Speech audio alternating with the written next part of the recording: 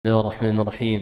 الحمد لله والصلاة والسلام على نبينا محمد وعلى آله وأصحابه ومن تبعهم بإحسان إلى يوم الدين. أما بعد, insyaallah ta'ala di sesi terakhir ini kita akan membaca kembali dan kita akan sebutkan secara ringkas agar kita bisa selesai dari kitab ini, karena perkara-perkara yang membutuhkan penjelasan panjang kita sudah dahulukan di sesi pertama dan sesi kedua tadi, dan hal-hal yang berkaitan dengan pembahasan sebelumnya kita hanya isyaratkan saja sedikit, insyaallah kita tidak akan jelaskan lagi secara detail. Nah, wal khalqu mayyituna. Bismillah, qala al-muallif rahimahullah ta'ala, wal khalqu mayyituna bi ajalihim 'inda nafadi arzaqihim wa inqita'i atharihim. Kemudian kata penulis rahimahullah, dan semua makhluk mereka akan mati ketika telah selesai usia yang Allah tetapkan untuk mereka dan rezeki yang Allah sudah catatkan untuk mereka. Ini disebutkan dalam hadis Abu Umamah Al-Bahili radhiyallahu taala an. Nabi sallallahu alaihi wasallam bersabda, dan diriwayatkan Imam Ahmad dan Tirmidzi juga selainnya, kata Nabi sallallahu alaihi wasallam, nafatha fi raw'i ruhul qudus alla tamuta nafs hatta tastakmila rizqaha wa ajalaha. Jibril alaihi salam baru saja membisikkan ke dalam hatiku bahwasanya seorang tidak akan meninggal sampai dia menghabiskan rezeki dan usianya. Nah,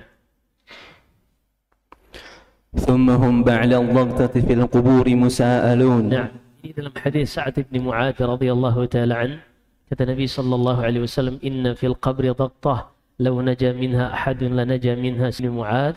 Namun dengan demikian begitu tingginya kedudukan Sa'ad di sisi Allah, ternyata ketika di dalam kuburan ia juga tidak luput dari himpitan di dalam kuburan ini, satu kali himpitan. Nas'allahu salamul afiyah. Nah, وبعد البلا منشورون ويوم القيامة إلى ربهم محشورون. nah, dan manusia setelah bila al-baliyah awil bali, setelah mereka semua sirna, mereka menjadi tulang belulang, menjadi debu, mereka akan kembali dihidupkan oleh Allah Subhanahu wa taala. Allah sebutkan di dalam surat Ar-Rum, wa huwa alladhi yabda'ul khalqa thumma yu'iduhu wa huwa ahwanu 'alayh. Dialah Allah Subhanahu wa taala yang memulai penciptaan manusia dan ia akan mengembalikan lagi penciptaan seperti semula. Dan ketahuilah, pengembalian penciptaan lebih mudah daripada memulai penciptaan. Jadi manusia setelah meninggal Allah kembalikan hidup lagi lebih mudah daripada mereka diciptakan dari sebelumnya tidak ada menjadi ada. Allah sebutkan dalam surat Yasin tentang seorang manusia yang mengingkari Allah Subhanahu wa taala, wa daraba lana mathalan wa nasiya khalqah qala man yuhyil 'idhama wa hiya ramim qul yuhyiha alladhi ansha'aha awwala marratin wa huwa bikulli khalqin 'alim. Kata Allah Subhanahu wa taala, ia ingin mendebat Allah lalu mengatakan, siapakah yang akan menghidupkan kembali tulang belulang yang sudah hancur ini? Kata Allah, manusia ini lupa seperti apa dahulu asal penciptaannya. Ketahuilah, yang menciptakannya pertama kali lebih mudah untuk mengembalikannya sebagaimana dahulu ia ciptakan, dan dialah yang maha pencipta lagi maha mengetahui. Kemudian mereka semua setelah dibangkitkan kembali, dihidupkan kembali, akan ada air hujan setelah malaikat Israfil meniupkan sangkakala yang kedua. Allah Subhanahu wa taala akan tiupkan air hujan. Allah Subhanahu wa taala akan turunkan air hujan. Dari sinilah yurakkabul khalaiq. Manusia dari ajbud dhanab, dari tulang ekor, disitulah mereka dihidupkan kembali, terbentuk lagi jasad mereka. Lalu mereka pun semuanya keluar dari kuburannya. Allah Subhanahu wa taala berfirman, afala ya'lamu idza bu'thir ma fil kubur. Tidakkah mereka mengetahui jika yang ada di dalam kubur itu dibangkitkan, dikeluarkan? Pada saat itu mereka keluar bagaikan serangga belalang yang bertebaran. Allah Subhanahu wa taala berfirman, yauma yakhrujuna minal ajdathi ka'annahum jaradun muntashir muhti'ina ila da'. Di dalam surat Al-Qamar kata Allah, mereka akan keluar dari kuburan bagaikan belalang, bagaikan serangga yang berterbangan menuju kepada satu yang memanggil mereka. Nah, kemudian setelah itu mereka berkumpul di sisi Allah Subhanahu wa taala, mereka berkumpul, itulah hari kebangkitan. Nah, ولدى العرض عليه محاسبون بحضرة الموازين ونشر الصحف الدواوين أحصاه الله ونسوه في يوم كان مقداره 50,000 سنة. لو كان غير الله عز وجل الحاكم بين خلقه لكنه الله يلي الحكم بينهم بعدله بمقدار القائلة في الدنيا وهو أسرع الحاسبين كما بدأه لهم من شقاوة وسعادة ويومئذ يعودون فريق في الجنة وفريق في السعير. Kemudian kata penulis rahimahullah, lalu mereka ini akan menghadapi yaumul ard, hari mereka ditampakkan semua, mereka datang semua kepada Allah. Wa uridu ala rabbika saffa, mereka datang menghadap Allah berbaris-baris. Mereka pun dihisab oleh Allah Subhanahu wa taala, dihadirkan timbangan dan diterbangkan catatan-catatan manusia. Orang-orang yang melakukan amal saleh, beriman kepada Allah semasa hidup di dunia, mereka akan mengambil catatan amalannya dengan tangan kanan dari depan. Dan orang-orang yang tidak beriman kepada Allah atau mereka orang-orang yang akan masuk neraka, mereka akan menerima catatan amalannya dengan tangan kiri dari belakang. Kemudian setelah itu ditegakkan timbangan. Didatangkan timbangan yang memiliki dua cawan, yang kanan dan kiri. Kemudian Allah Subhanahu wa taala akan menimbang catatan amalan manusia, akan menimbang amalan manusia dan akan menimbang manusianya. Allah Subhanahu wa taala berfirman di dalam suratul Qari'ah, "Faman thaqulat fa'amma man thaqulat mawazinuhu fahuwa fi 'ishatin radiyah wa amma man khaffat mawazinuhu fa ummuhu hawiyah." Siapa saja orang-orang yang amalan catatan kebaikannya, catatan amalan kebaikannya lebih berat dibanding catatan amalan keburukannya, maka mereka akan langsung masuk surga. Dan siapa saja yang catatan amalan keburukannya lebih berat daripada catatan amalan kebaikannya, mereka akan masuk surga kalau tidak mendapatkan syafaat dari orang-orang yang Allah izinkan untuk memberikan syafaat. Maka mereka semua akan ditimbang di sisi Allah Subhanahu wa taala, yang mana dahulu manusia sudah lupa setiap dosa-dosa yang mereka lakukan, tapi Allah Subhanahu wa taala tetap mencatatnya dan akan memperhitungkan di hadapan mereka semua. Pada hari yang mana di akhirat ini kadarnya 50.000 tahun kalau kita hitung dalam hari yang kita lewati di bumi ini. Kalau seandainya jadi Allah kumpulkan seluruh manusia dari awal sampai akhir, akan ditanya, diinterogasi satu persatu. Di dalam Sahih Bukhari, Nabi sallallahu alaihi wasallam bersabda, "Ma minkum min ahadin illa sayukallimuhu rabbuhu laisa bainahu wa bainahu turjuman." Kata Nabi sallallahu alaihi wasallam, tidak ada seorang pun dari kalian melainkan Allah akan menghadapkannya di depan Allah, berdiri di depan Allah, diinterogasi oleh Allah, dimintai pertanggungjawaban tentang setiap apa yang ia lewati dalam kehidupannya, dan tidak ada penerjemah antara dia dengan Allah. Artinya langsung.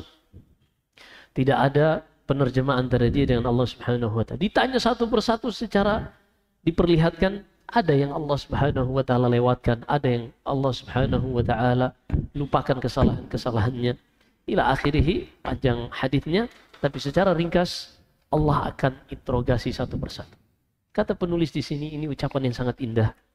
Kalau seandainya bukan Allah yang melakukan hal tersebut, yang menginterogasi satu persatu hambanya ini, maka waktunya akan sangat panjang. Bayangkan, sudah berapa miliar manusia yang pernah hidup di muka bumi ini. Dan akan berapa miliar lagi yang hidup. Semuanya akan dibangkitkan dalam satu tempat, ditanya satu persatu. Kalau seandainya bukan Allah yang menghakimi mereka, niscaya waktunya akan sangat panjang. Tapi karena Allah yang langsung menghakimi di antara mereka, maka kadarnya, kata beliau, hanya seperti seorang tidur siang saja. Allah sebutkan, wa huwa asra'ul hasibin, dan dialah yang paling cepat hisabnya. Semoga Allah Subhanahu wa taala menghisab kita dengan hisab yang mudah. Kemudian kata penulis, sebagaimana Allah menakdirkan, menetapkan hamba-hambanya ini ada yang akan menjadi orang-orang yang sengsara binasa dan ada orang-orang yang sukses dan bahagia, di hari kiamat kelak pun mereka akan kembali, sebagian dimasukkan ke dalam surga dan sebagian dimasukkan ke dalam neraka. Nah. وأهل الجنة يومئذ في الجنة يتنعمون وبصنوف اللذات يتلذذون وبأفضل الكرامة يحبرون فهم حينئذ إلى ربهم ينظرون ولا يمارون في النظر إليه ولا يشكون وجوههم بكرامته ناظرة وأعينهم بفضله إليه ناظرة في نعيم دائم مقيم لا يمسهم فيها نصب وما هم منها بمخرجين أكلها دائم وظلها تلك عقبى الذين اتقوا وعقبى الكافرين النار. Kemudian beliau menyebutkan tentang aqidah ahli sunnah wal jamaah tentang kehidupan di surga. Kata beliau, dan penduduk surga di hari kiamat kelak, mereka akan menikmati kehidupan yang sempurna. Mereka akan merasakan kenikmatan yang sempurna. Mereka akan merasakan kelezatan segala macam yang mereka inginkan. Dan dari segala macam kemuliaan Allah Subhanahu wa ta'ala berikan kepada mereka. Pada hari itu mereka melihat kepada Allah Subhanahu wa ta'ala. Tidak ada yang berdesak-desakan untuk melihat kepada Allah Subhanahu wa ta'ala. Tidak ada yang saling menyikut hanya untuk melihat kepada Allah Subhanahu wa ta'ala. Wajah-wajah penduduk surga pada saat itu putih berseri-seri dan mata-mata mereka memandang kepada Allah dengan karunia dan anugerah dari Allah Subhanahu wa ta'ala. Penduduk surga ini berada dalam kenikmatan yang kekal selama-lamanya. Tidak akan mereka tersentuh rasa capek di dalamnya dan tidak pula mereka akan dikeluarkan dari surga. Ini di antara kenikmatan surga adalah tidak adanya nasab. Tidak adanya rasa capek. Adapun penyiksaan, kepenatan di surga, salah satu sebabnya adalah adanya nasab. Yang membuat kita tidak bisa menikmati kesenangan di dunia ini secara paripurna, adanya nasab. Keletihan. Keletihan ini yang membuat hidup kita tidak sempurna. Sehingga kita butuh yang namanya tidur. Karena letih itu adalah akibat dari menguapnya energi yang dilepaskan oleh tubuh manusia. Ketika mereka bekerja, melakukan kegiatan, tubuh ini melepaskan energi. Dan ketika energi ini hilang, tubuh ini mengirim sinyal ke otak untuk menyuruh istirahat atau menyuruh makan.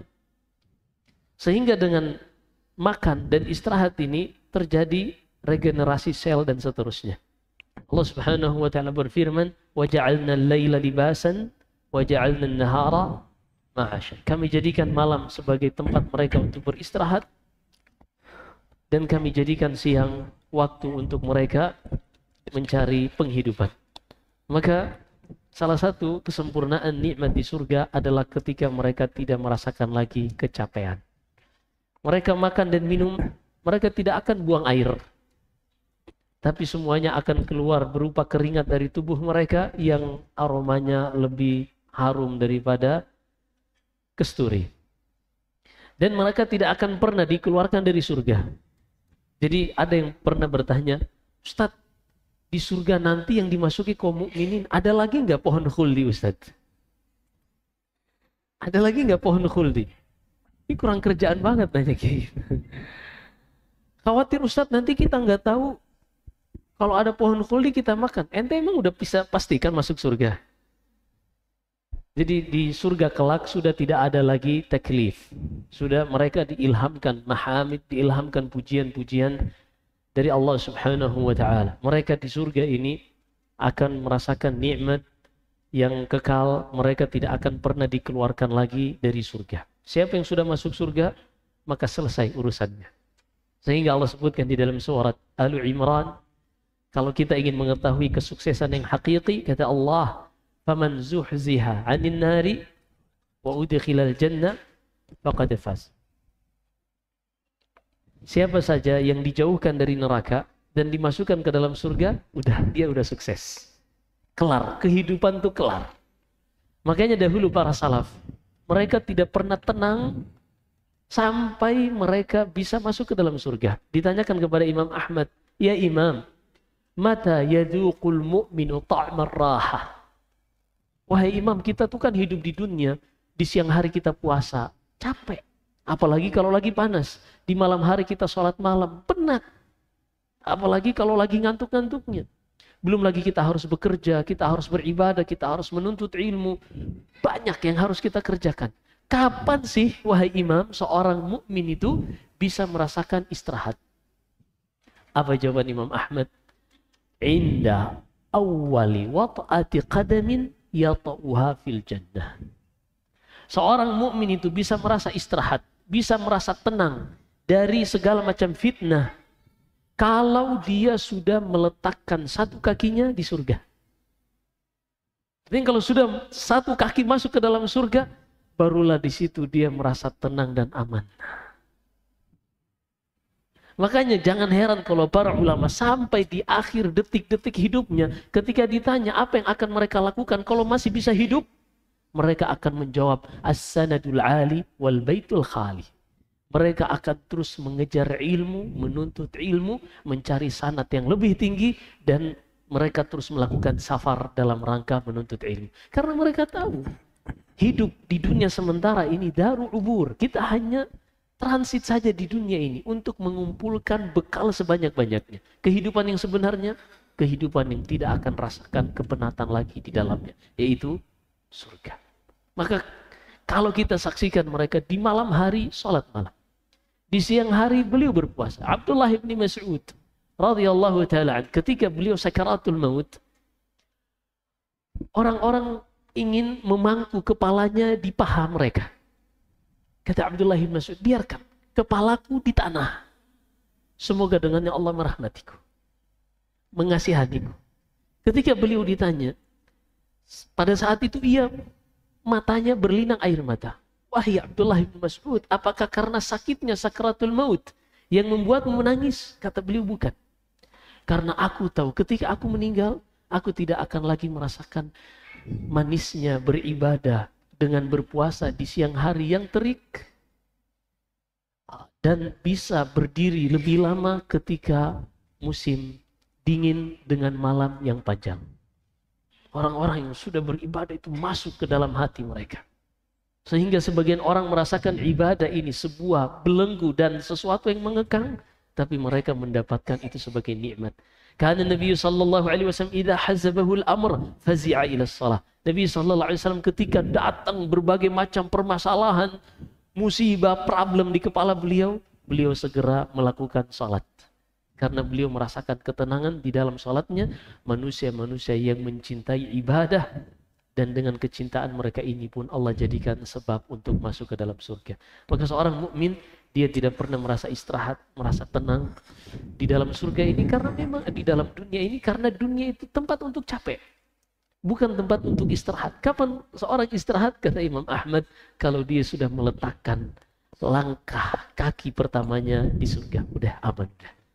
Nas'alullah an yaj'alana min ahli jannah. Nah, kemudian di antara nikmat penduduk surga, mereka akan mendapati buah-buah di surga daim. Buah-buah di surga itu tidak pernah menantikan musim. Ada sebagian buah mangga misalnya menantikan musim mangga. Atau buah-buah yang lain. Apalagi kalau di negeri 4 musim, ada buah yang hanya keluar di musim dingin, ada buah yang hanya keluar di musim panas. Tapi di surga, buah-buahnya sepanjang masa. Sepanjang masa. Mereka tidak perlu menanamnya terlebih dahulu untuk memanen buah ini. Capek menanam pohon sampai berbuah itu capek. Belum lagi ketika ditanam datang hama. Belum tentu kita panen. Tapi di surga nggak perlu menanam untuk memanen. Allah sudah siapkan amalan kita, dengan itulah kita mendapatkan balasan pepohonan di surga yang buahnya selalu tersedia dan rindangnya pepohonan ini juga membuat mereka merasakan lebih nikmat.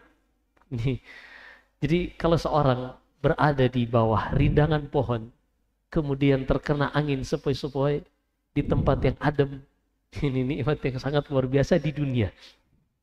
Di dunia, angin gunung yang bertiup, dia berada di bawah pepohonan, rindang daun-daun pohon, dia sambil memakan buah stroberi misalnya, ditemani kopi misalnya.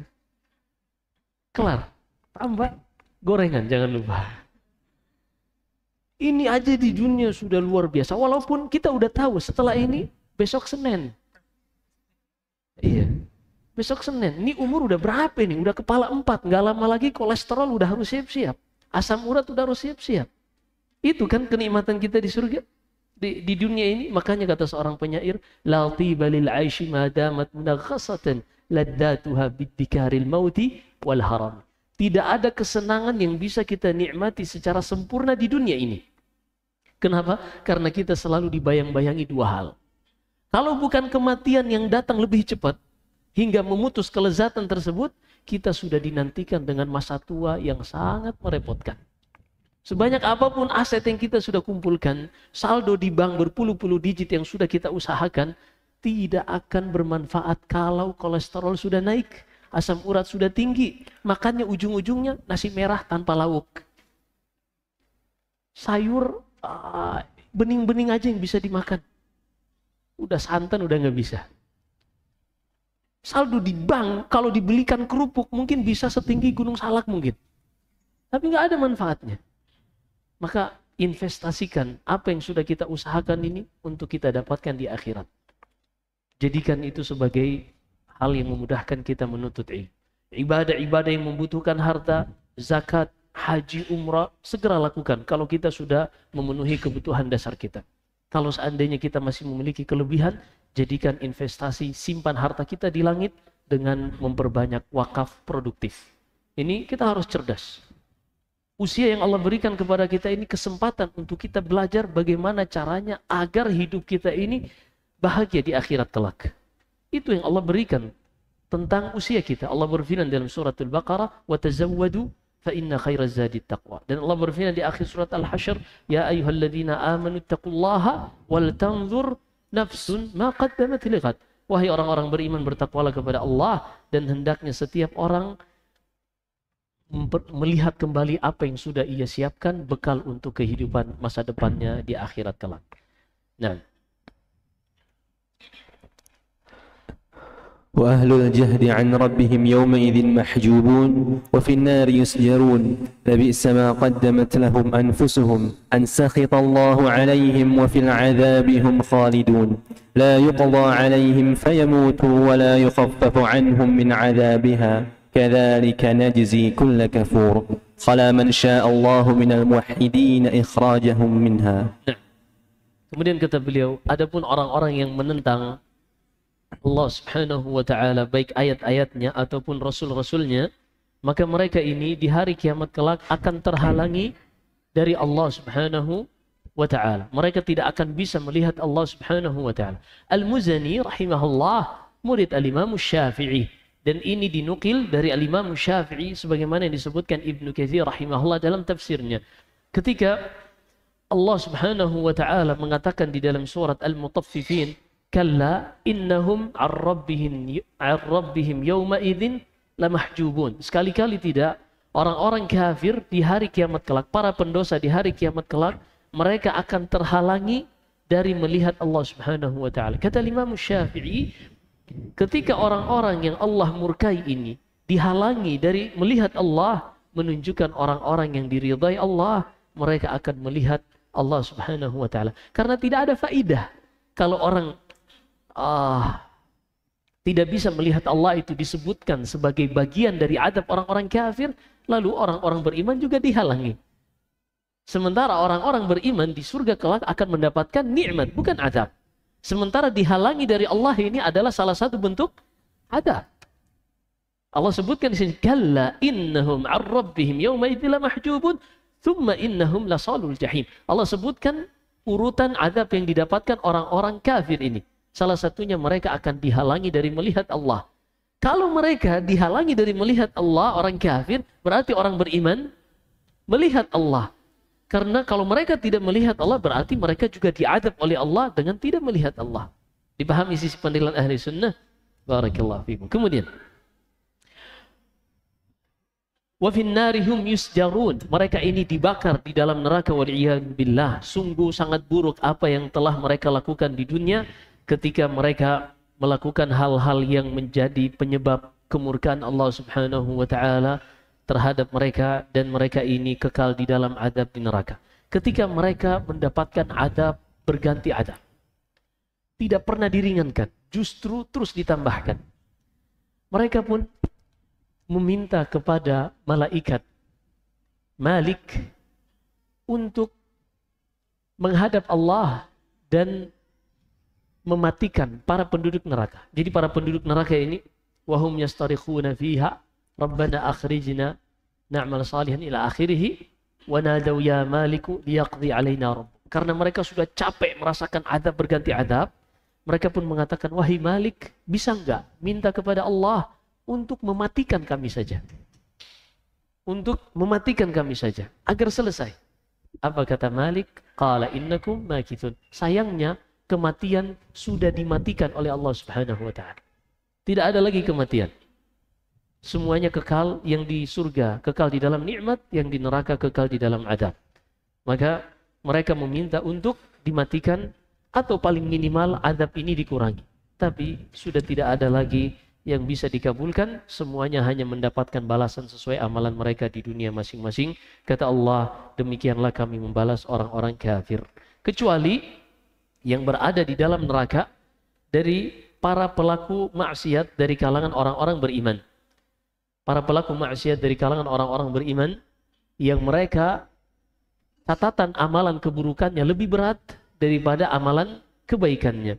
Wa amma man khaffat mawazinuhu fa ummuhu hawiyah. Mereka akan dimasukkan ke dalam neraka terlebih dahulu, namun dikarenakan keimanan mereka di dalam hati ada, maka keimanan ini tempatnya di surga. Kenapa mereka dimasukkan ke dalam neraka? Karena ada penghalang yang membuat mereka untuk masuk surga. Apa itu? Dosa. Dosa ini yang menghalangi mereka untuk masuk surga ketika Allah tidak mengampuninya. Maka mereka dimasukkan ke dalam neraka. Dan Allah tidak akan menzalimi hamba-hambanya, yaitu Allah Subhanahu wa taala tidak akan pernah menghukum seseorang di luar yang dilakukan orang tersebut. Maksudnya, ketika seorang melakukan zina satu kali, Allah hanya akan menghukum hamba ini dengan balasan zina satu kali. Allah tidak akan pernah mengadab seorang yang melakukan zina satu kali dengan balasan zina dua kali. Gak akan pernah. Wala yadlimu rabbuka ahada. Allah sudah tetapkan, Allah tidak akan pernah menzalimi hambanya sedikit pun. Maka kalau hamba ini, ia memiliki keimanan di dalam hatinya, tapi dia juga melakukan dosa-dosa besar. Ketika dosa besarnya sudah dibalas, dia berzina satu kali, dibalas satu kali. Dia mencuri dua kali, dibalas dua kali. Setelah selesai, habis dosa-dosanya, maka tidak ada alasan lagi yang membuat dia berada di neraka, sementara di dalam hatinya ada keimanan. Keimanan ini harusnya di mana tempatnya? Di surga. Kenapa dia di neraka? Karena ada penghalangnya. Apa penghalangnya? Dosa-dosa yang belum Allah ampuni. Yang Allah akan balas dosa ini dengan adab. Setelah adabnya diberikan, maka tidak ada lagi alasan untuk hamba ini di neraka. Maka Allah Subhanahu wa taala akan mengeluarkan hamba tersebut dari neraka dan dimasukkan ke dalam surga, baik itu dengan syafaat Nabi sallallahu alaihi wasallam atau syafaat malaikat atau syafaat para nabi dan orang-orang saleh. Semuanya mereka akan memberikan syafaat hingga terakhir ada hamba-hamba yang Allah Subhanahu wa taala keluarkan sendiri dari neraka. Kata Syekh Hafidz Ibn Ahmad Al-Hakami, wa yukhrijullahu minan nirani jami'a man mata an 'alal imani.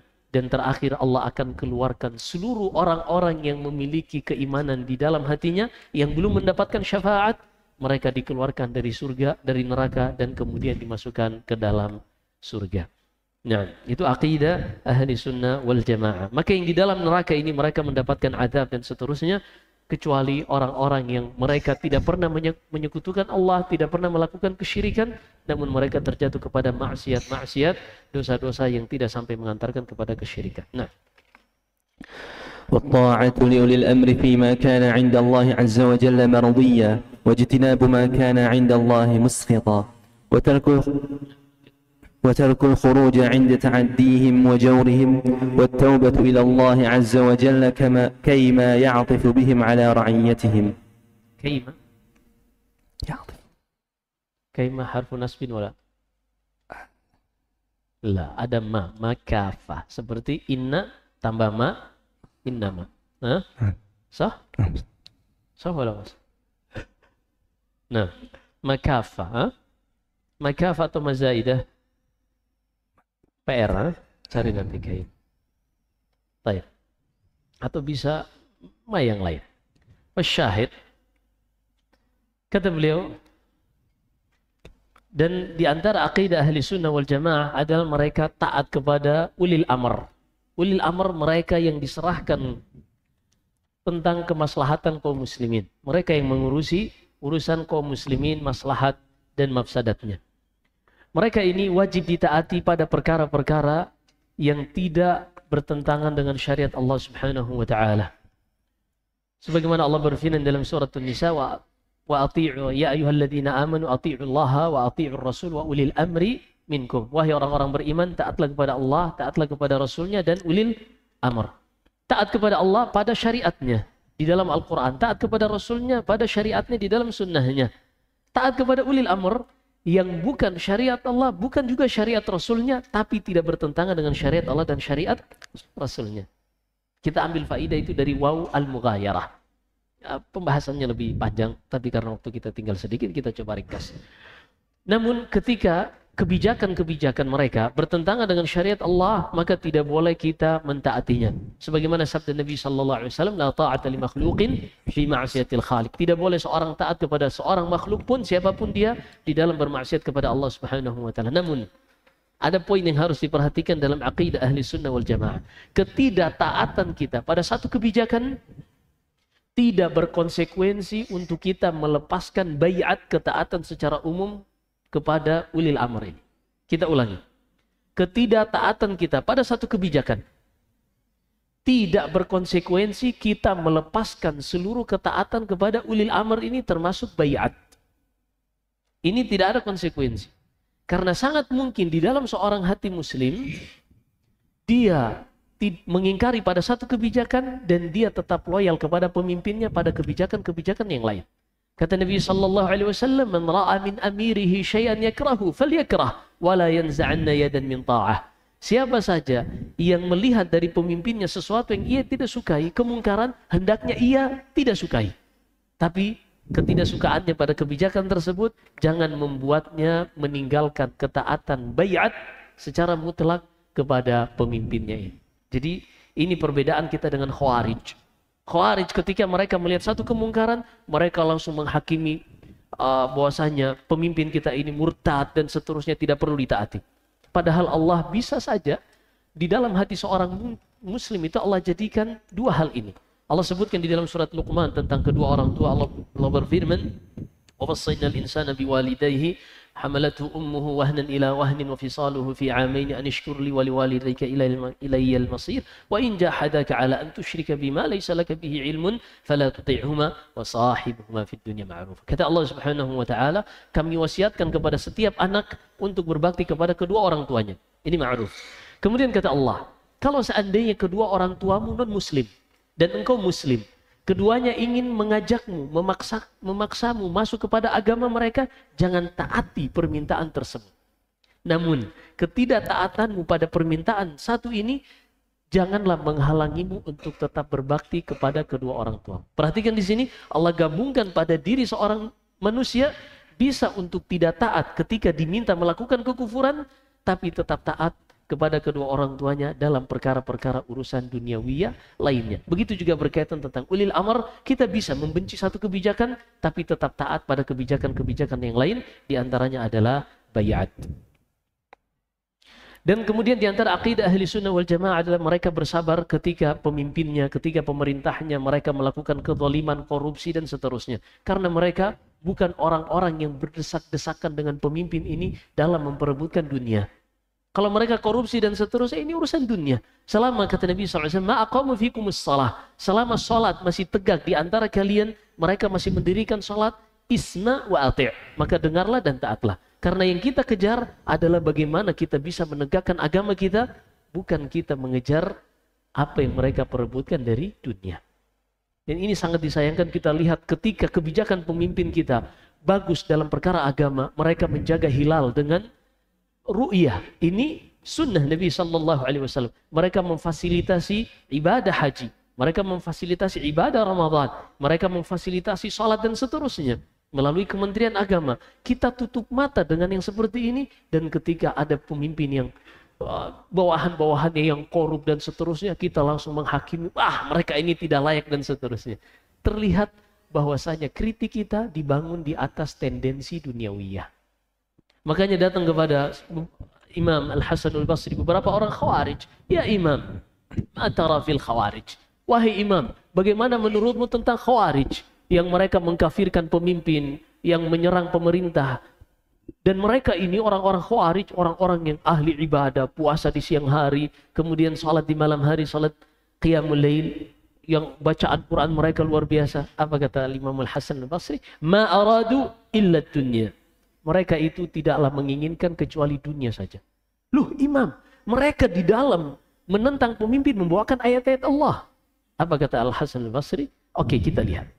Apakah mereka mengkritik pemimpin ini karena mereka terhalangi untuk mendirikan sholat jamaah? Enggak. Apakah karena mereka tidak bisa menegakkan syiar-syiar Allah, adzan dilarang, kemudian puasa tidak difasilitasi, haji tidak difasilitasi, lebaran dilarang, sholat id di lapangan? Apakah seperti itu? Kan enggak. Terus agama kita bisa tegak. Yang mereka perangi apa berarti? Orang yang cerdas mereka akan tahu, iya, yang mereka perangi adalah kursi, jabatan, dan dunia. Adapun seorang muslim gak ada urusan mereka dengan hal seperti ini. Sehingga dengan seperti itu mereka bisa bersabar melihat pemimpin yang zalim. Dan di dalam hadits Hudzaifah bin Yaman radhiyallahu an, di dalam Sahih Muslim, isma' wa ati' wa in ukhidha maluk wa julida dhahruk. Ketika pemimpin-pemimpin yang hati syaitan, walaupun jasadnya jasad manusia, mereka rakus, korup terhadap harta, tetap dengar dan taat walaupun punggungmu dipukul dan hartamu dirampas. Dan kemudian kata beliau, ketika kita melihat pemimpin yang zalim ini, tetap bersabar dan banyak-banyaklah berdoa kepada Allah. Semoga dengannya Allah Subhanahu wa ta'ala melembutkan hati para pemimpin ini. Begitulah aqidah ahli sunnah wal jamaah, manhaj mereka, sebagaimana yang dinukilkan dari Al-Fudail bin Iyad, disebutkan oleh Imam Al-Barbahari, dan juga disebutkan Imam Ahmad, bahwasanya bahwasanya Fudail bin Iyad mengatakan, law anna li da'watan mustajabah la ja'altuha lis-sultan. Kalau seandainya aku memiliki doa yang dijamin dikabulkan oleh Allah, maka niscaya aku akan jadikan doa ini untuk kemaslahatan pemimpin. Itulah sehingga kata Imam Al-Barbahari setelah ucapan ini, idza ra'aita rajulan yad'u lis-sultan fa'lam annahu sahibus sunnah. Jika engkau melihat seorang yang mendoakan kebaikan untuk pemimpinnya, ketahuilah dia adalah seorang sunni salafi. Wa idza ra'aita rajulan yad'u 'ala as-sultan fa'lam annahu sahibu hawa. Kalau engkau melihat seorang mendoakan keburukan untuk pemimpinnya, maka ketahuilah dia adalah pengikut hawa nafsu mubtadi'. Nah. والإمساك عن تكفير أهل القبلة والبراءة منهم فيما أحدثوا ما لم يبتدعوا ضلالا فمن ابتدع منهم ضلالا كان على أهل القبلة خارجا ومن الدين مارقا ويتقرب إلى الله عز وجل بالبراءة منه ويهجر ويحتقر وتجتنب غدته فهي أعدى من غدة الجرب. Kemudian kata beliau, kita ringkas pembahasan setelahnya insya Allah lebih gampang. Dan ahlu sunnah wal jamaah mereka tidak bergampang-gampangan di dalam mengkafirkan ahlul qiblah. Mereka berlepas diri dari apa-apa yang dilakukan oleh ahlul qiblah ini dari perkara bid'ah selama mereka dari perkara-perkara yang mereka buat-buat dari kalangan maksiat, dari maksiat dan dosa yang semisalnya, selama mereka tidak membuat bid'ah. Siapa saja yang melakukan bid'ah, maka dia telah mengeluarkan dirinya dari ahlul qiblah. Di sini perlu dirinci pembahasan beliau ini pada zaman beliau, pada zaman Mu'tazilah, pada zaman Jahmiyah, pada zaman Jabariyah, pada zaman Qadariyah, yang pada saat itu para ulama mengkafirkan mereka. Pada saat itu seperti fitnah yang kita sebutkan tentang Ja'd bin Dirham, ini para ulama sepakat tentang kekufurannya. Dan kita harus paham juga bahwasanya ulama membagi bid'ah itu ada dua. Bid'ah yang mengkafirkan, dan yang kedua bid'ah yang tidak sampai mengkafirkan namun menjadikan pelakunya sebagai seorang fasik, bid'ah mufassiqah. Maka kita harus bijak ketika mendengarkan ucapan beliau ini, bahwasanya di sini dirinci ketika mereka melakukan bid'ah dan mereka keluar dari ahlul qiblah, ini ketika bid'ahnya adalah bid'ah yang mengkafirkan. Adapun bid'ah yang tidak sampai mengkafirkan, mereka tetap ahli sunnah, hanya saja mereka berada di dalam sesuatu yang mengkhawatirkan. Karena bid'ah itu baridul kufur. Bid'ah itu adalah pengantar kepada kekufuran. Dan kalau kita melihat ada seorang yang melakukan bid'ah ini, maka di antara bentuk ibadah ketika kita berlepas diri darinya. Dan kalau bid'ahnya ini telah tersebar, maka dijelaskan, dibantah, dipatahkan syubhatnya. Dan ini fardu kifayah bagi kaum muslimin, ketika sudah ada bid'ah yang tersebar, harus ada yang menjelaskannya. Dan dihinakan ketika negeri tersebut negeri ahli sunnah, maka siapa yang melakukan bid'ah dihinakan. Dan dijauhi penyakitnya ini, penyakit bid'ah. Karena bid'ah itu adiktif. Bid'ah itu mengakibatkan efek candu. Tidaklah seorang melakukan satu bid'ah, melainkan akan berkembang pada bid'ah-bid'ah berikutnya. Karena bid'ah ini harus dijauhi, lebih ngeri daripada penyakit kista yang bisa menyebar pada tubuh seseorang. Nah. ويقال بفضل خليفة رسول الله صلى الله عليه وسلم أبي بكر الصديق رضي الله عنه فهو أفضل الخلق وأخيرهم بعد النبي صلى الله عليه وسلم ونثني بعده بالفاروق وهو عمر بن الخطاب رضي الله عنه فهما وزيرا رسول الله صلى الله عليه وسلم. Kemudian kata beliau, dan di antara akidah ahli sunnah wal jamaah adalah mereka mengatakan umat ini yang paling terbaik di antara mereka setelah Nabi sallallahu alaihi wasallam adalah Abu Bakar.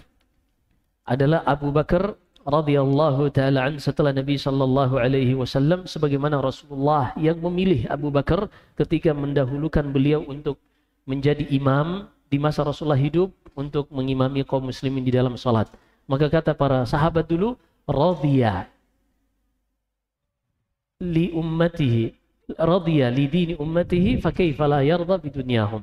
Ketika mereka mendahulukan Abu Bakar menjadi khalifah, karena kata mereka Allah dan Rasulnya ridha untuk Abu Bakar menjadi imam bagi umat ini, lalu bagaimana mungkin ketika ia ridha untuk agamanya, Allah tidak ridha untuk dunia kaum muslimin. Maka yang paling terbaik adalah Abu Bakar, kemudian setelahnya Al-Faruq, Abu Hafsin, Umar bin Khattab radhiyallahu ta'ala an.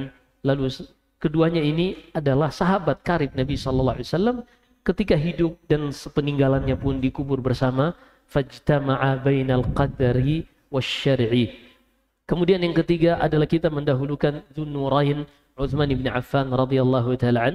Lalu yang terakhir adalah Imam Atqiya, Imam Ahli Tuqa, dia adalah Ali bin Abi Talib radhiyallahu ta'ala anhum jami'an. ثم الباقين من العشرة الذين أوجب لهم رسول الله صلى الله عليه وسلم الجنة ونخلص لكل رجل منهم من المحبة بقدر الذين أوجب لهم رسول الله صلى الله عليه وسلم من التفضيل ثم لسائر أصحابه من بعدهم رضي الله عنهم أجمعين. Kemudian setelah 4 sahabat ini adalah kita mendahulukan 6 dari 10 sahabat yang sudah kita sebutkan tadi. Mereka semua sudah dijamin masuk surga dalam keadaan mereka masih hidup. Kita mengikhlaskan, memurnikan kecintaan kepada mereka sesuai dengan apa yang Rasulullah sallallahu alaihi wasallam berikan keutamaan dan tingkatan-tingkatan di antara mereka. Kemudian seluruh sahabat dari Nabi sallallahu alaihi wasallam wajib kita untuk mencintai mereka. ويقال بفضلهم ويذكرون بمحاسن أفعالهم ونمسك عن الخوض فيما شجر بينهم فهم خيار أهل الأرض بعد نبيهم صلى الله عليه وسلم ارتضاهم الله عز وجل لنبيه وجعلهم أنصارا لدينه فهم أئمة الدين وأعلام المسلمين رضي الله عنهم أجمعين. Kemudian kita sebutkan keutamaan-keutamaan mereka, kita sebutkan kebaikan-kebaikan dari perbuatan mereka, pencapaian-pencapaian mereka untuk Islam dan kaum muslimin, dan kita menahan lisan-lisan kita untuk tidak berbicara tentang hal-hal yang mungkin terjadi di tengah-tengah mereka. Karena masing-masing berijtihad dan masing-masing yang berijtihad diberi pahala oleh Allah Subhanahu wa taala. Jika ijtihadnya benar dia mendapatkan 2 pahala, namun jika ijtihadnya salah dia mendapatkan 1 pahala. Mereka ini adalah sebaik-baik penduduk bumi setelah Nabi sallallahu alaihi wasallam, dan Allah ridha memilih mereka untuk menemani nabinya, dan Allah pun menjadikan sahabat-sahabat ini sebagai penolong-penolong agamanya. Mereka itulah pemimpin-pemimpin agama ini, dan mereka itulah pemuka-pemuka dari kaum muslimin. Semoga Allah meridai mereka seluruhnya.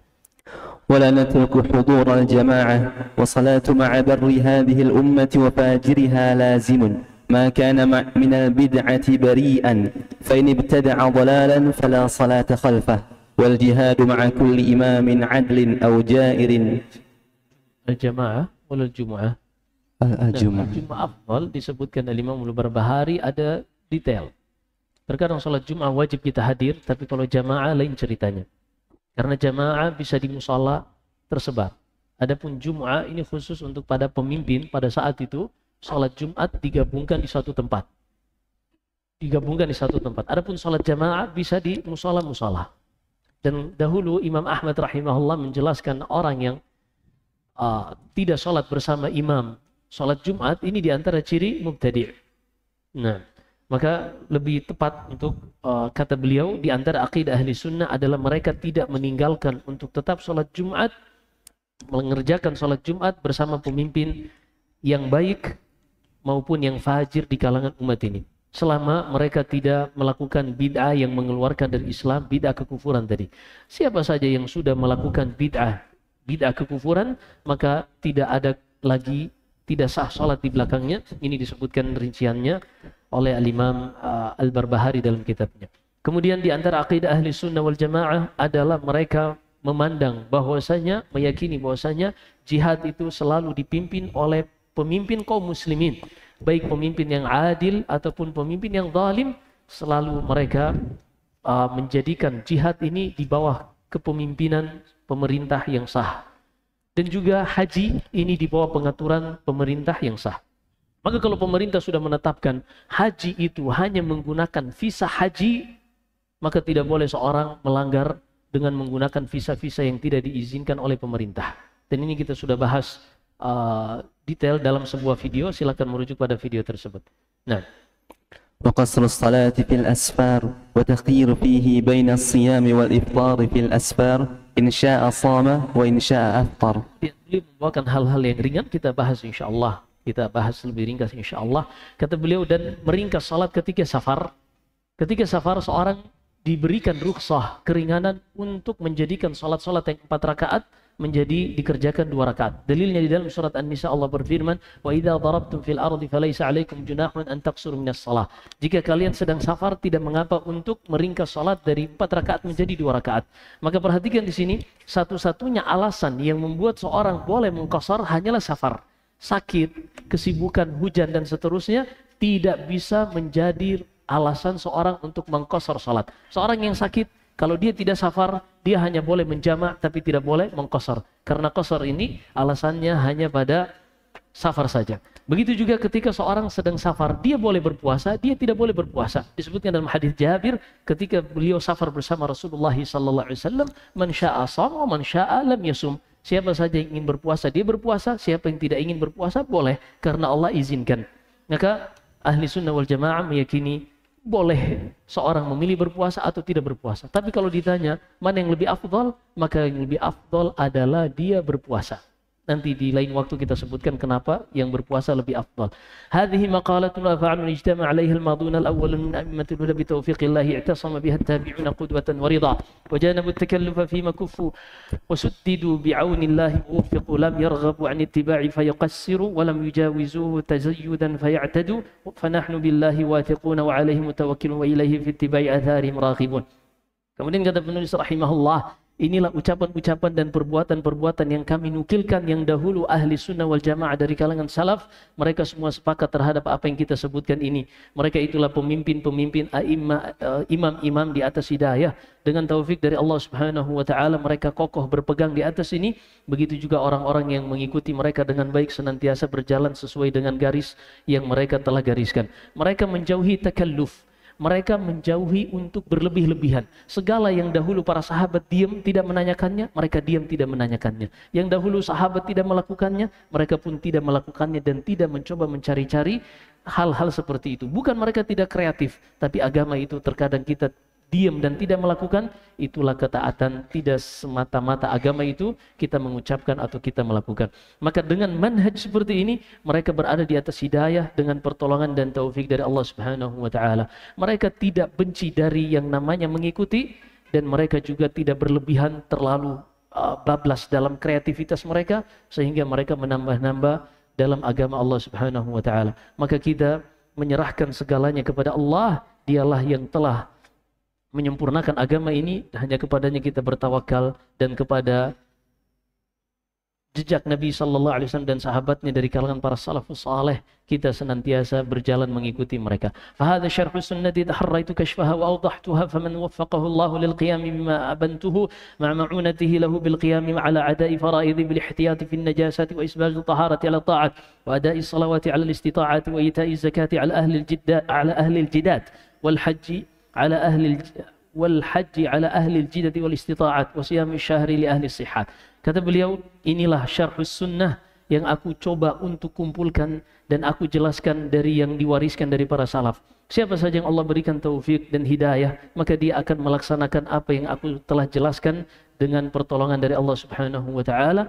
Dia akan bisa melaksanakan baik itu hal-hal yang Allah wajibkan dengan menjaga dirinya dari segala macam najis, dengan menyempurnakan tahara kesuciannya agar dia bisa melakukan ketaatan, demikian pula mengerjakan sholat-sholat sesuai dengan kemampuan yang ia miliki. Juga dia berusaha untuk membayar zakat bagi orang-orang yang telah mencukupi nisab dan haul, syarat-syarat di dalam zakat, dan juga dia melaksanakan haji jika dia termasuk orang-orang yang mampu untuk melakukannya. Begitu juga berpuasa di bulan Ramadan bagi orang-orang yang sehat. Wa khamsu salawatin sannaha Rasulullah sallallahu alaihi wasallam min ba'di salawat. Salatul witri fi kulli lailatin wa rak'atayil fajr wa salatil fitr wan nahar wa salati kusufi syamsi wal qamari idza nazala wa salatil istisqa'i mata wajaba. Kata beliau, dan juga ahli sunnah itu senantiasa menjadikan syiar mereka salat 5 waktu yang telah digariskan oleh Nabi sallallahu alaihi wasallam. Kemudian setelahnya ada salat witir, juga salat witir setiap malam dan 2 rakaat sebelum sunnah, sebelum fajar. Begitu juga salat Idul Fitr dan salat Idul Adha, serta ketika terjadi gerhana matahari atau gerhana bulan mereka salat, dan tatkala ada kondisi paceklik mereka pun mengerjakan salat istisqa. Wajtinabil maharim wal ijtinabu maharim wa ihtizaru min namimati wal kadhib wal ghibati wal baghi bi ghairi al haqq wa an yuqala ala Allah ma la ya'lam kullu hadha kabairun muharramat. Kemudian ahli sunnah juga menjauhi segala hal yang diharamkan. Mereka menjaga diri dari bentuk namimah, mengadu domba, kedustaan, ghibah, dan juga melampaui batas dari apa-apa yang bukan menjadi haknya. Dan dia berusaha untuk tidak mengatakan tentang Allah Subhanahu wa ta'ala dari hal-hal yang tidak ia ketahui, karena semua ini adalah dosa-dosa besar yang diharamkan. Wat-tahrim fil makasib wal mata'im wal maharim wal masharib wal malabis wajtinabu syahawati fa innaha da'iyatun lirukubil muharramat. Faman ra'a hawla al-hima fa innahu yushiku an yuqi'a al-hima. Kemudian kata beliau, dan ahli sunnah juga berusaha untuk menjauhi profesi-profesi yang berbau syubhat, yang mendekatkan dia kepada perkara-perkara yang haram. Begitu juga menjauhi makanan, minuman, pakaian yang akan mengantarkan ia kepada yang haram. Dia tidak menjatuhkan dirinya kepada perkara-perkara syubhat, karena syubhat ini adalah wasilah untuk seorang sampai kepada perkara yang haram. Dan siapa saja yang membawa hewan-hewan peliharaannya untuk makan rumput di sisi-sisi tanaman orang lain, maka dia dikhawatirkan hewan-hewan peliharaannya ini akan berpindah dan memakan rumput yang ada di lahan milik tetangganya. Faman yussira lihada فإنه من الدين على هدى ومن الرحمة على رجب وفقنا الله وإياكم إلى سبيله الأقوم بمنه الجزيل الأقدم وجلاله العلي الأكرم. Kemudian kata beliau, siapa saja yang dimudahkan untuk melakukan apa yang kita sebutkan ini dari agama Allah yang merupakan hidayah dari Allah Subhanahu wa taala, maka dia sangat diharapkan mendapatkan rahmat dari Allah, dan semoga Allah memberikan taufik kepada kami dan kepada kita semua kepada jalan yang paling lurus dengan anugerahnya yang melimpah yang sejak dahulu dan kemuliaannya yang maha tinggi dan maha mulia. Wassalamualaikum warahmatullahi wabarakatuh. Wa ala man qara alaina assalam wala yanalu salamullahi ad-dhalin walhamdulillahi rabbil alamin. Kemudian beliau di akhir kitabnya, dan keselamatan serta rahmat dan berkah Allah bagi kalian semua dan bagi orang yang mengucapkan salam kepada kami, dan ketahuilah keselamatan dari Allah tidak akan didapatkan oleh orang-orang yang tersesat. Walhamdulillahi rabbil alamin. Selesai satu kitab. Allahul musta'an. Alhamdulillah, kita tetap berada di atas manhaj, selesai satu kitab. Tapi kita ada tantangan ke depan. Kitab Ha'iyatu Ibni Abi Daud. Panjang. Tapi kita tetap komit, selesai dalam satu hari. Dari subuh sampai malam insya Allah. Sehari ikhwan, kita infakkan hari kita satu hari untuk belajar agama Allah. Sisanya dalam satu bulan masih ada 29 hari. Kita bisa masih healing untuk keluarga, masih bisa untuk kulineran, masih bisa untuk ngopi, masih ada waktu yang lain. Sehari. Insya Allah kita akan usahakan juga biar kita berusaha, kita urunan sama-sama biar makan dan minumnya ada yang siapkan. Jadi kita jadikan satu hari kita i'tikaf di sini. I'tikaf untuk belajar kitab-kitab ahli sunnah wal jamaah. Ini hanya usulan dan masukan. Nabi SAW sebutkan, dan ini kami dengar langsung dari Syekh Abdul Muhsin Al-Qasim hafidhahullah, di antara sunnah ashabul hadis yang diriwayatkan dari Al-Bukhari dan selainnya, mereka terkadang menghabiskan satu hari untuk hanya membaca hadis.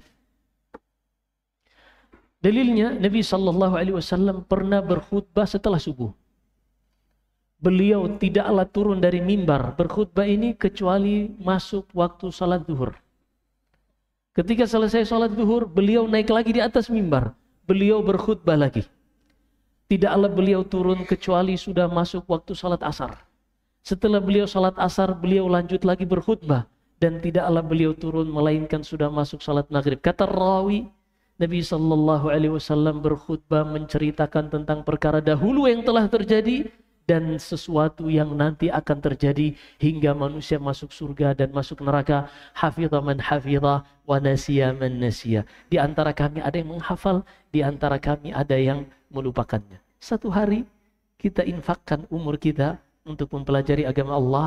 Kita nggak tahu dengan satu hari itu Allah akan merahmati kita dan meringankan hisab kita di sisi Allah Subhanahu wa taala. Terlalu banyak hari-hari yang kita gunakan nyekrol Facebook dan seterusnya. Nah, wallahu a'lam.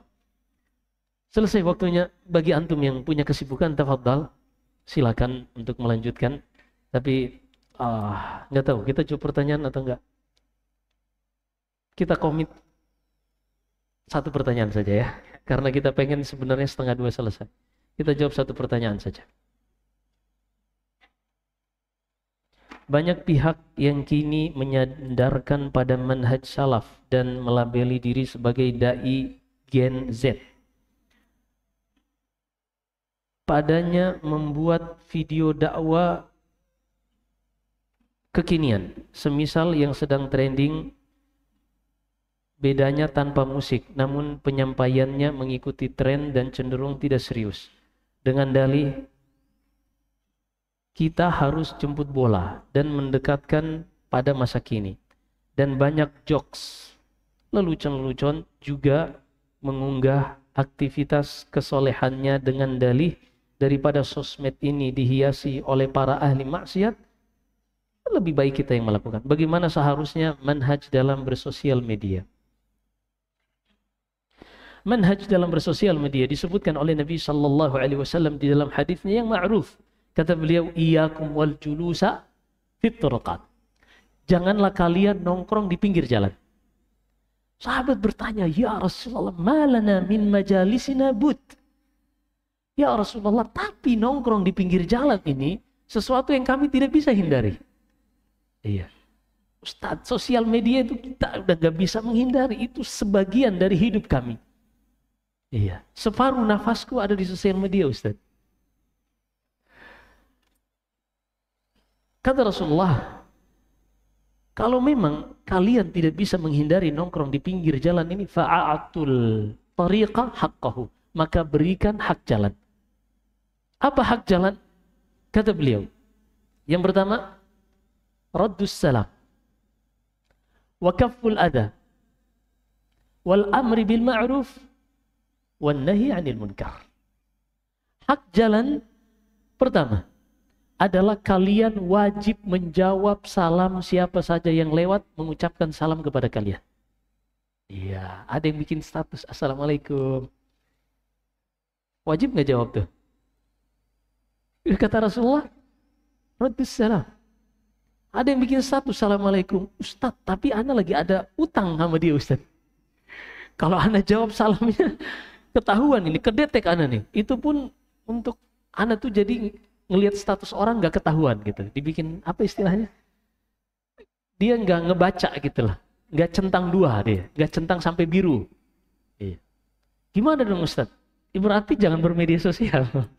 Kata Rasulullah kan boleh duduk di pinggir jalan kalau kalian bisa memenuhi syaratnya. Mafhumul mukhalafah berarti sebaliknya kalau kalian tidak bisa memenuhi hak jalan, maka jangan duduk di jalan. Fa in abaitum illal julus fa'atu tariqa haqqah. Demikian kata Nabi sallallahu alaihi wasallam. Maka pertama raddus salam, balas salam orang-orang yang mengucapkan salam kepada kita.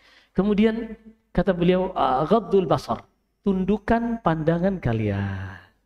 Bisa nggak nundukin pandangan di media sosial? Kalau di jalan nih kita nongkrong sama teman-teman, jenggotan semua lagi. Ada makhluk halus yang lewat, wah tunduk semua tuh. Kenapa? Ada yang lihat. Tapi kalau di media sosial, ketika kita sendirian di dalam kamar, siapa yang bisa menundukkan pandangan? Ustadz, ana bukan media sosial, ana pakai YouTube. Ana cuma mengakses konten yang ana pilih. Tapi kan ada iklan. Makanya beli YouTube Premium. Iya. Kita tunggu endorsan dari YouTube. Iya. Beli, gunakan sedikit, infakkan harta antum untuk menjauhi hal seperti ini. Kalau memang nggak bisa menghindar, beli yang premium. Iya. Ana sendiri beli. Karena kadang kita butuh mendengarkan masyayikh dari YouTube, tapi terkadang terganggu oleh iklan karena kebijakan terbaru YouTube, walaupun akun ini tidak memonetize kontennya, tetap disematkan iklan oleh YouTube. Sehingga kita nggak bisa menghindar. Iklannya judi online, iklannya riba, iklannya perempuan, musik, dan seterusnya. Na'udzubillah. Beli hanya sekitar 60.000, 70.000. Iya. Kalau kalian masih mau bermedsos. Iya. Berarti semuanya beli premium semua. Baik. Kemudian ghaddul basar, tundukkan pandangan kalian.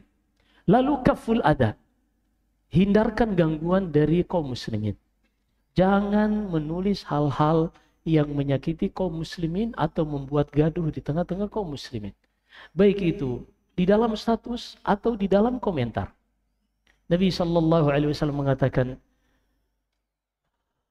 wa innar rajula la yatakallam bi kalimatin min sakhatillah la yulqi laha balan yahwi biha ila jahannam. Ada sebagian orang yang dia berbicara atau menulis sesuatu yang dia tidak pertimbangkan terlebih dahulu, dengan ucapannya ini dia dicampakkan ke dalam neraka jahannam wal'iyadzubillah.